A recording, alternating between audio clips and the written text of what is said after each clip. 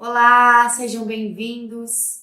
Meu nome é Sil Racis e antes de começar esse vídeo, quero pedir para que você curta, que você compartilhe com as amigas e com os amigos e que você deixe aqui o seu comentário.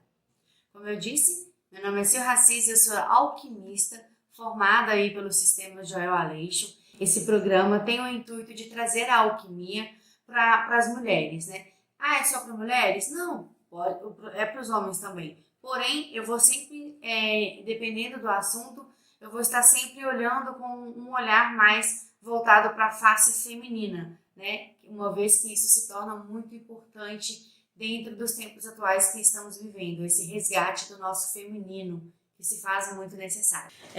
Então, hoje o tema que nós vamos falar é sobre a árvore da vida. Tá? Eu falei para vocês no primeiro vídeo, né? Falei um pouco ali do que é alquimia, alguns significados e tudo mais. Falei também sobre os 3 alquimistas que são importantes, mas não posso esquecer e não posso deixar de falar também, antes da gente entrar aqui um pouco na árvore da vida, de falar então da Maria Madalena, né? Da nossa mestra Maria Madalena, que, gente, ela era filha de uma celta, né? Na verdade, a mãe dela era de Gália e o pai era hebreu, né? E aí, Maria Madalena passou uma fase da vida dela em Gália, estudando os druidas e tudo mais. E ela se aprofundou muito na alquimia. Inclusive, na época, a druida é como se fosse druida grã-mestre, alguma coisa assim nesse sentido. Essa druida máxima lá da Gália tomou ciência da mestra Maria Madalena, que na época ainda era uma adolescente, e que inclusive ela aspirava muito conhecer essa druida. E elas tiveram esse encontro. E quando ela se encontrou com Maria Madalena, ela falou para Maria Madalena, né, que ela teve muitas notícias de que Maria Madalena ela era uma excelente estudiosa, muito aplicada, e que ela dominava os estudos e o conhecimento da alquimia. Né? Então nós temos aí uma grande alquimista que é a mestra Maria Madalena, não podemos deixar de citar ela. E o grande legado que Maria Madalena deixou é exatamente a ascensão, né, dos 7 negredos, dos 7 poderes obscuros que ela conseguiu fazer.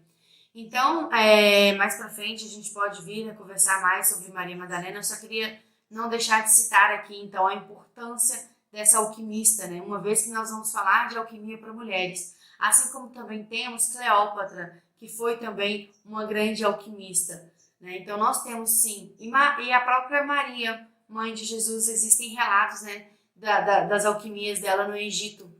Relatos esses que não estão aí nos livros canônicos. A gente vai encontrar aí nos evangelhos gnósticos, cátaros, coptas, que foram encontradas, né, documentos. E se vocês quiserem entender um pouco mais sobre todos esses assuntos, eu indico vocês lerem o Pistis Sophia, que é um livro que vocês encontram facilmente, que vocês vão começar a entender mais esses conhecimentos, tá bom? Então vamos lá entender sobre a árvore da vida.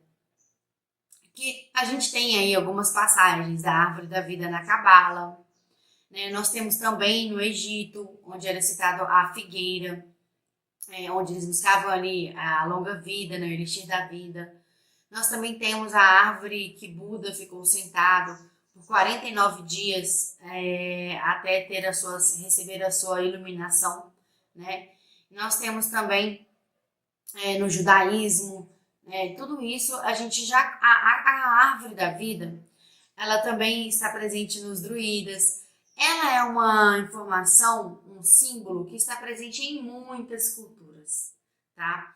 Só que na alquimia, a árvore da vida representa nós mesmos.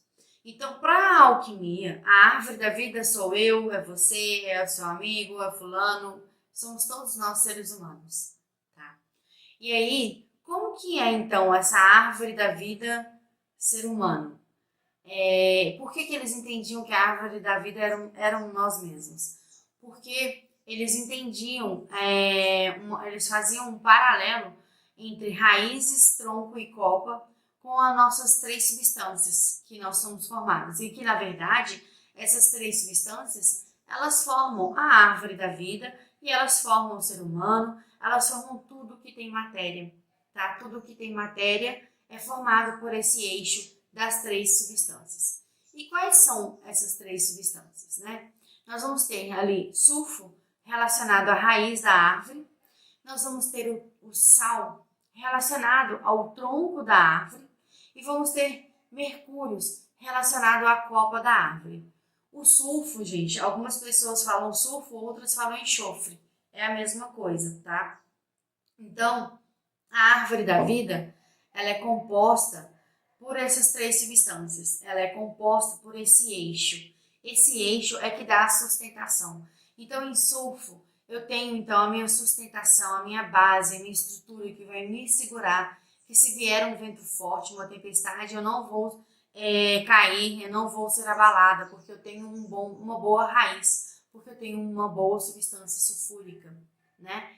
E aí eu também tenho a substância salina, que se eu tenho então, na salina a gente tem a integração, e aí eu vou fazer a integração então do sulfo com mercúrios, e aí ela vai fazer esse movimento aqui, ó. Então eu tenho mercúrios na copa da árvore, né, na parte de cima da árvore, eu tenho sal no tronco da árvore e tenho sulfo nas raízes da árvore. O sulfo vai dar sustentação, estrutura, base, né? Força, equilíbrio.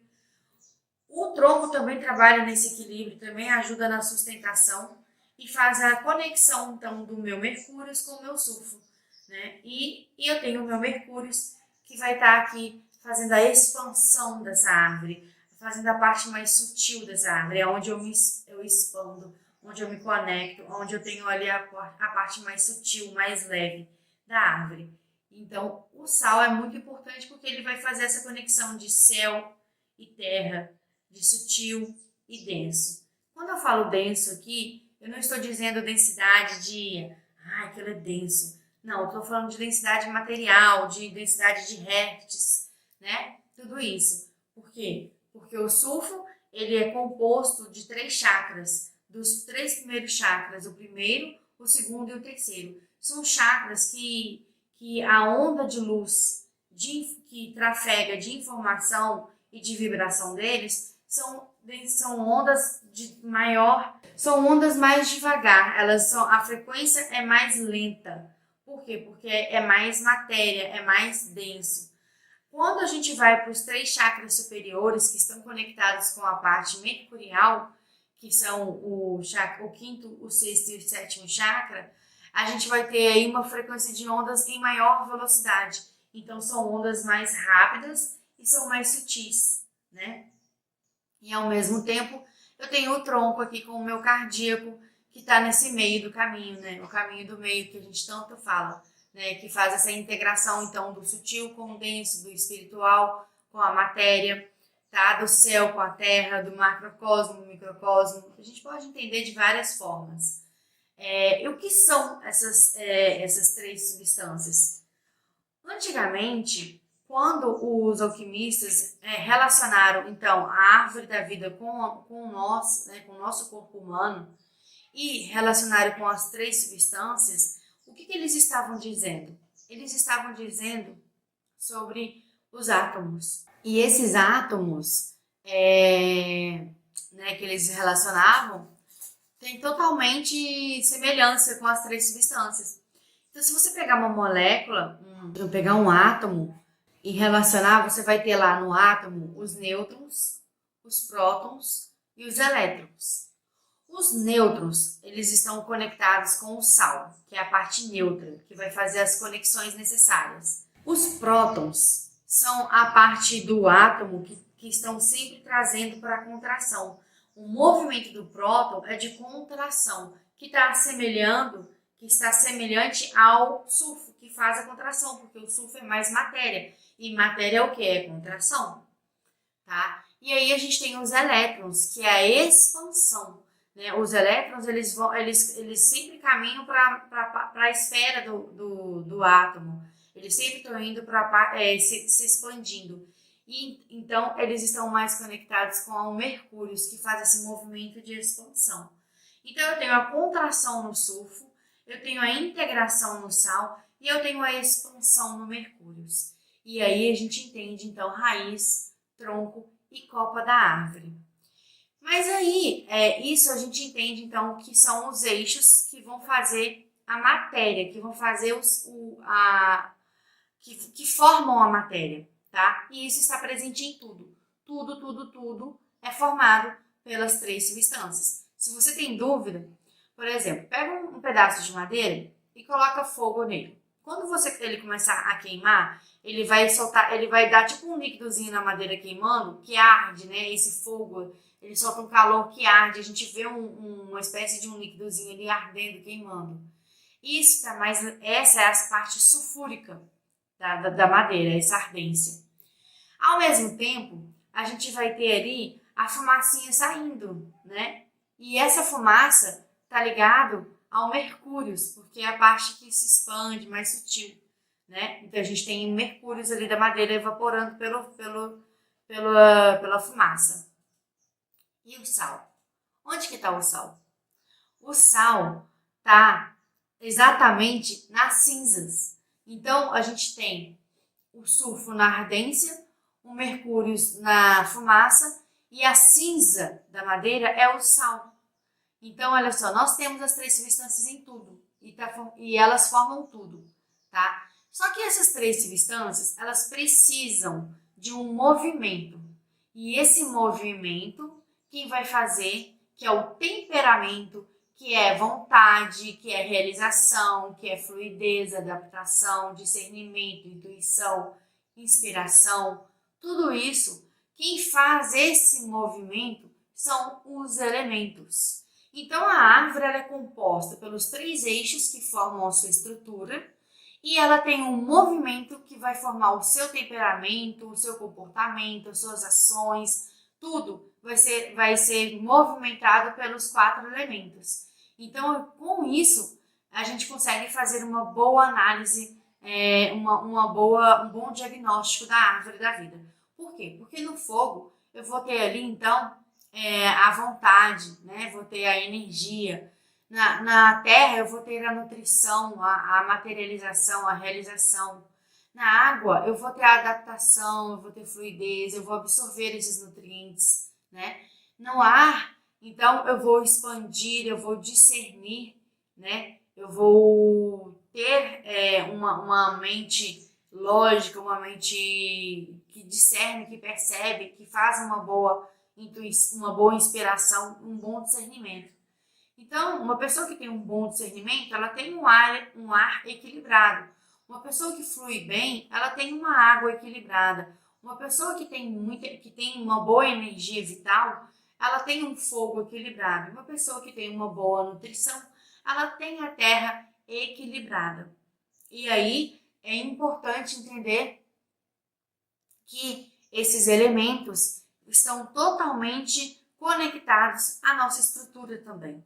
Então, nós temos a estrutura das três substâncias e temos também a estrutura bioquímica dos elementos. E aí a gente vai começando dentro da alquimia, nós vamos aprofundando esses estudos e a gente vai compreendendo, então, toda a medicina que há na alquimia, né? Como eu disse para vocês, a alquimia é a arte de curar todos os males. Então, vamos entender um pouquinho aqui como que são as personalidades das substâncias, porque a gente também faz a análise na alquimia das personalidades pelas três substâncias, tá? Então, a gente entendeu que os elementos fazem esse temperamento, vão fazer esse movimento comportamental, temperamental, e nós vamos ter as três substâncias fazendo o eixo da matéria, na estrutura, e aí, agora a gente vai entender também as três grandes personalidades. Então, as três personalidades que nós vamos ter atreladas às três substâncias é a personalidade sulfúrica, personalidade mercurial e personalidade salina. Os sulfúricos são pessoas mais contraídas, não são de falar muito, são pessoas que são mais nervosas, mais bravas, que têm mais raiva, são pessoas mais explosivas, mais coléricas, tá? São pessoas de muita ação, de muita atitude também, né? São pessoas também muito ligadas ao trabalho, né? A lutar, né, por si. Tudo isso está muito característico ao sulfúrico.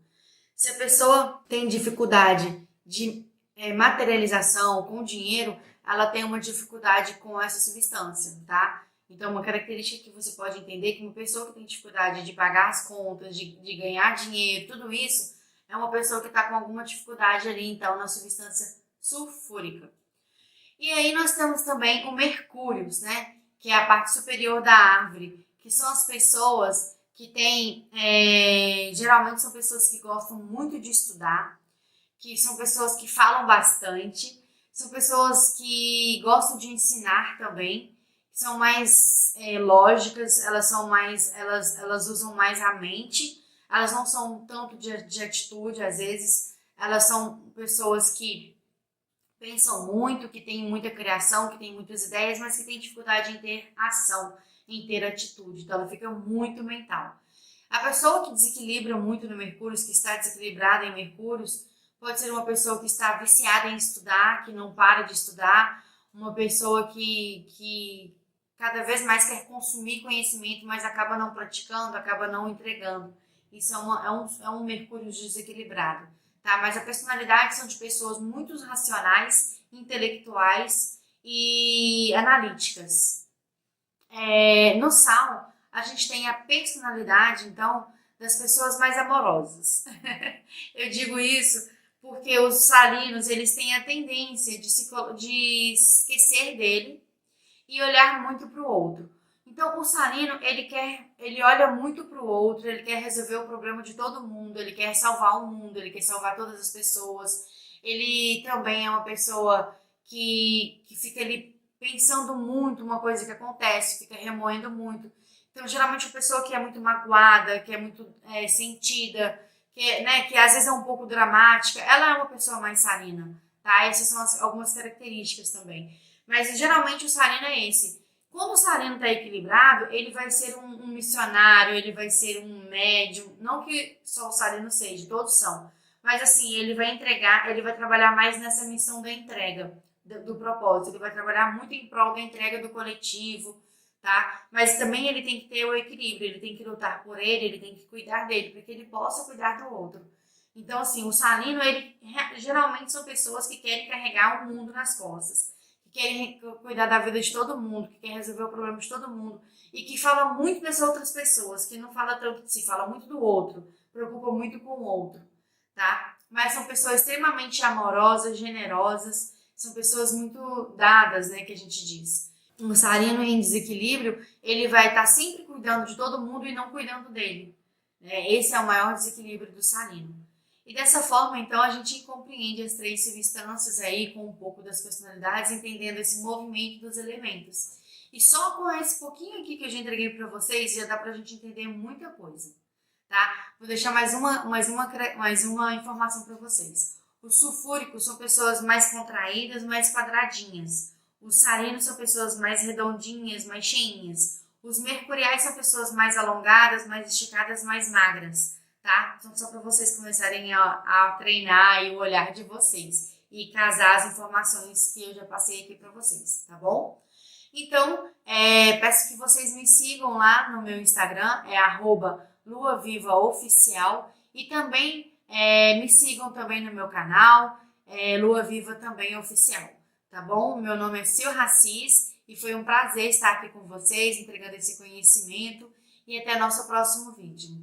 E até o nosso próximo vídeo. Gratidão!